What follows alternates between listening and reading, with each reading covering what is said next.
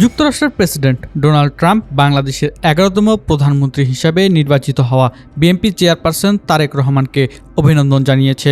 তারেক রহমানকে পাঠানো এক আনুষ্ঠানিক চিঠিতে ট্রাম্প আমেরিকার জনগণের পক্ষ থেকে এই ঐতিহাসিক বিজয়ের জন্য আন্তরিক শুভেচ্ছা ও অভিনন্দন জানান।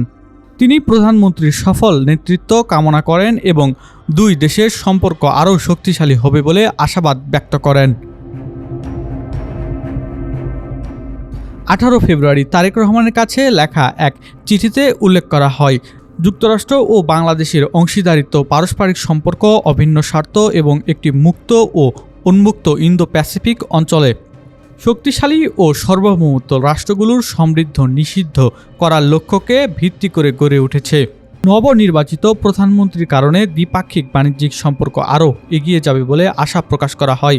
এছাড়াও পারস্পরিক বাণিজ্যিক চুক্তির কার্যকর বাস্তবায়নের মাধ্যমে উভয় দেশের কৃষক ও শ্রমিকরা উপকৃত হবেন এমন প্রত্যাশার কথাও চিঠিতে তুলে ধরা হয়। একই সঙ্গে চলমান ও সম্ভাব্য প্রতিরক্ষা চুক্তিসমূহ সম্পূর্ণ করার মাধ্যমে বাংলাদেশের সামরিক বাহিনীর জন্য উচ্চমানের আমেরিকান সরঞ্জাম প্রবেশাধিকার নিষিদ্ধ করার বিষয়েও গুরুত্ব আরোপ করা হয়। সবশেষে প্রেসিডেন্ট ডোনাল্ড ট্রাম্প বলেন, যুক্তরাষ্ট্র ও বাংলাদেশের সম্পর্ক এখন অতীতের যে কোনো সময়ের তুলনায় আরও শক্তিশালী।